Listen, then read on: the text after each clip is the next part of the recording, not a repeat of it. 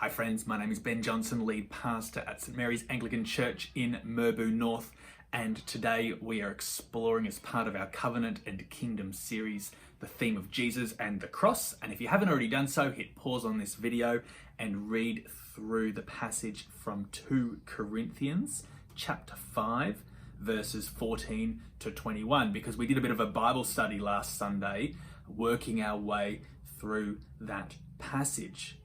But over the last few weeks, we've been exploring the themes of covenant and kingdom through different key stories.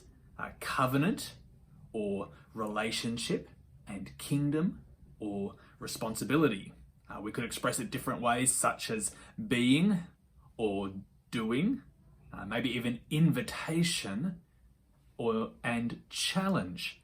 Covenant and kingdom, we see themselves expressed through different ways, but all meaning the same thing, right through many, many stories within the Bible. And in light of the cross, the way we think about this and the way that we can see these themes emerge is actually through the lens of substitution and victory. Substitution and victory. Well, let's take a look and I'll work through some of these verses within our passage of 2 Corinthians chapter 5, and we find that in verses 14 to 15 that we're told that we give our lives to Jesus because Jesus gave us his life first. It's not a bargain that is struck as such, but it's driven out of the love that we have experienced.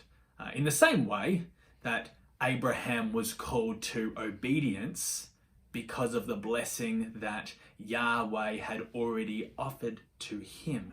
That obedience flows from identity. And we find that same thing expressed within the passage of 2 Corinthians chapter 5. If we move our way down through those verses and we come to verses 16 and 17, we find that the new life that is applied to Jesus is now applied to us too. His experience is our experience, and as we die to ourselves, we live in him. The old is gone, the new has come, and we live now as part of the new creation, because what has been applied to Christ through his resurrection is now applied to those who live in Christ. We live at the dawn of a new day in many ways. And just as a new day emerges with the birds singing, and the day has come, but it's not fully there yet, we now have full life, but we know there is more to come. The birds are singing, but the day is still to come. And looking down through those verses, we come to verses 18 to 20, and we find that now each and every one of us are regarded as true sons and daughters of the King. And as sons and daughters of the King, we are bound up with the same task of the King. We're bound up or given and entrusted the ministry of reconciliation. The same ministry that Jesus brought is now our task too. And finally, in verse 21, we find that Jesus became sin so that we become sons, or sons and daughters. Substitution and victory. Covenant and kingdom. Kingdom gives you vision, where you are going, and covenant gives you value, who you are. And we find it through the lens of Jesus and the cross.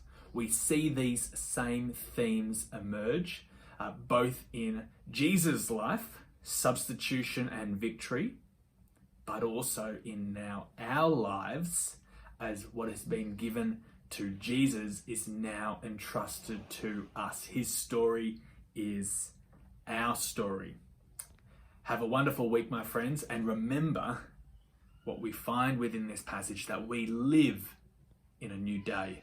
It is the dawn of a new day, but the birds are singing and the day has arrived.